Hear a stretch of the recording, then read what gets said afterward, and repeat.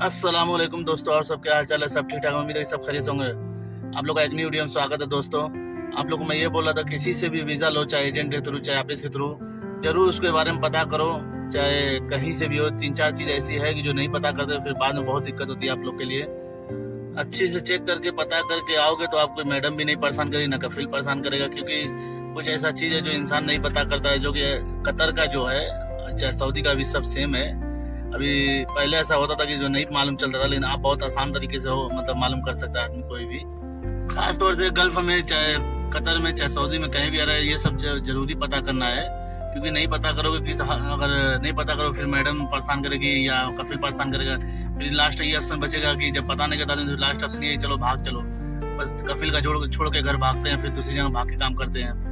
किसी से भी वीज़ा ले रहे हो, जरूर उससे बोलो कि मेरा कफिल का जो वीज़ा लगे, नया वीज़ा, उसको बोलो कि भाई जो मेरा कफिल का नंबर मुझे दो। अगर नहीं देगा तो उसका भी मैं तरीका बताऊंगा आप लोग को।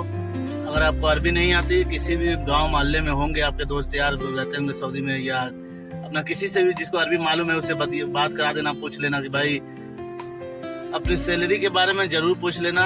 चाहे वो डायरेक्ट, अगर आपको अरबी आती होगी, जो गल्फ में रहता है बंदा पुराना ड्राइवर है, उसको तो अरबी आती है, तो वो डायरेक्ट बात या लेगा, अपनी सैलरी के बारे में समझ लेगा। और जो भी खाना पीना जो भी है अपना, जो भी है, और बहुत सा कंफ्यूजन रहेगा जो आदमी पूछ सकता है। अगर नंबर मिल जाएगा आपको तो, और वो जो बंदा अगर जो आपको दे रहा है जो वीज़ा, चाहे वो अपना बंदा हो चाहे ऑफिस के थ्रू है, किसी के भी थ्रू आओ, लेकिन वो वीज़ा नंबर नहीं दे रहा है आपका जो कफिल का है, तो उसका भी एक तरीका हल है, मैं बताऊँगा आपको कैसे निकालना है नंबर। अगर जो एजेंट वीज़ा आपको भेजेगा, बोला वीज़ा लग गया है, तो उस नंबर पे भी अक्सर नीचे रहता है कफिल का नंबर। वो चाहे कतर का हो, चाहे कुवैत का हो, चाहे सऊदी का हो, ये बहुत आसान होगा। अगर आप बोलो कि वीज़ा भाई भेजो, मैं देखूं, जब वो मांगोगे तो उसमें नीचे लिखा रहता है मोबाइल नंबर, तो आप उससे डायरेक्ट कांटेक्ट कर सकते हो। जिसका यहाँ जा रहे हो आप, उससे डायरेक्ट आप पूछ सकते हैं कि भाई मेरी सैलरी कितनी है, मेरा क्या है, मतलब काम कितनी, गाड़ी धोना है।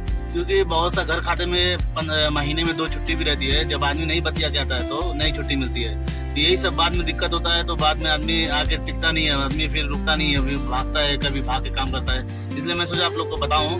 फिर सबसे पहले सैलरी के बारे में समझना, फिर उसके बाद कितना गाड़ी धोना है, क्या है, सब कुछ समझना अच्छी तरीके से, क्योंकि ये सब जरूरी, बहुत जरूरी जानना है। क्योंकि जब नहीं जानते आदमी तभी आके फंसता है।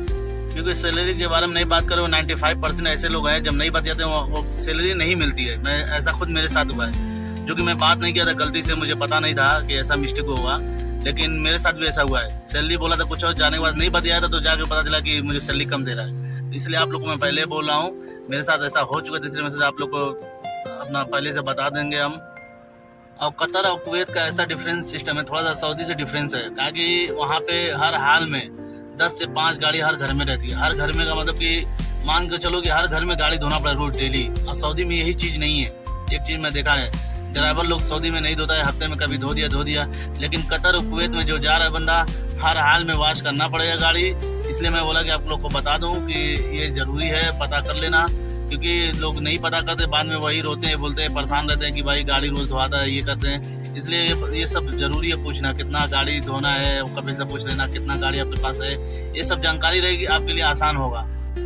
और वहाँ पे इतनी फ्रीडम नहीं है सऊदी जैसे कि जो गाड़ी लेके कहीं भी चले जाओ, क्योंकि वहाँ पे बहुत ज़्यादा 5% ऐसे होते हैं जो मतलब फ्रीडम दिए हैं, लेकिन ज़्यादातर ऐसा हो कि नहीं जा सकते लेके गाड़ी। वो जिस दिन आपकी छुट्टी रहेगी उस दिन भी आप नहीं जा सकते लेके। बहुत सा सवाल ऐसे है कि पूछते हैं कि मतलब कि जिस दिन छुट्टी रहे उस दिन तो आदमी गाड़ी लेके जा सकता है। ऐसा बिल्कुल नहीं है, कतर कुवैत में ऐसा बिल्कुल नहीं है। अगर छुट्टी है तो रूम पे रहो, नहीं तो फिर ड्यूटी है तो अपना करते रहो। बहुत मैं ऐसा देखा हूँ, जो मेरे साथ हुआ ऐसा घटना, इसलिए आप लोग को मैं बता रहा हूँ। वहाँ पे जाने का मतलब सऊदी जैसे नहीं है कि 24 घंटा मतलब चाबी आपके हाथ में रहेगी, अपना कहीं भी चलेगा दोस्त से मिलने। तो ऐसा कतर कुवैत में बिल्कुल नहीं है। 5% वहाँ पे ऐसा है जो होंगे, छूट देते होंगे, लेकिन 99% जो 95% ऐसे है कि जो छूट नहीं देते हैं। वो मालूम उन्हीं की ड्यूटी करना पड़ेगा, उन्हीं के हरदम कहीं भी जाना है परमिशन लेना पड़ेगा। ये सब चीज़ मैं इसलिए आपको बता रहा हूँ, जो कि हो चुका है, इसलिए मैं बता रहा हूँ। और कतर में आने से पहले थोड़ी बहुत इंग्लिश लाजिम ज़रूरी है, थोड़ी बहुत, या तो अरबी मालूम हो, 2 में से एक कोई चीज़ मालूम होना चाहिए, तो बहुत दिक्कत होगी आपके लिए। क्योंकि कतर में इंग्लिश भी चलती है और अरबी भी चलती है। क्योंकि ये दोनों में से एक कोई भी अगर आती रहेगी आपको कोई मसला नहीं होगा। अगर एकदम नहीं मालूम है तो बहुत दिक्कत हो जाएगा आपके लिए, मालूम है ना। तो दोस्तों, सऊदी और कतर में क्या अंदर है? सऊदी में ज़्यादा अरबी चलती है, कतर में क्या है, कतर में ऐसा नहीं है। कतर में ज़्यादा इंग्लिश चलती है। कुवैत और कतर में क्या है, थोड़ा इंग्लिश ज़्यादा चलती है। और अरबी जो कम है। वहाँ सऊदी में जो है अरबी ज़्यादा बोलते, इंग्लिश नहीं बोलते हैं। तो ये चीज़ का थोड़ा सा डिफरेंस है, मैं देखा यहाँ पे, क्योंकि यहाँ पे कफिल भी मतलब बोलता है इंग्लिश, मैडम भी इंग्लिश बोलती है। तो ये चीज़ का मैं सोचा आप लोग को बताऊँ कि यहाँ पे अरबी अगर नहीं मालूम है, अगर इंग्लिश मालूम है फिर भी चलेगा, क्योंकि इंग्लिश बोलते हैं सब यहाँ पे, पढ़ाई लग रहा है ज़्यादा करते हैं, सऊदी से बेस्ट है, मतलब पढ़ाई में लग रहा है। इसलिए मैं सोचा आप लोग को खबर करूँ कि इंग्लिश भी ज़रूरी है यहाँ पर। थोड़ा नॉलेज रहेगा तो आपको लाइसेंस निकालने में कोई दिक्कत नहीं होगी इंशाल्लाह, क्योंकि ये सब चीज़ बहुत ज़रूरी है।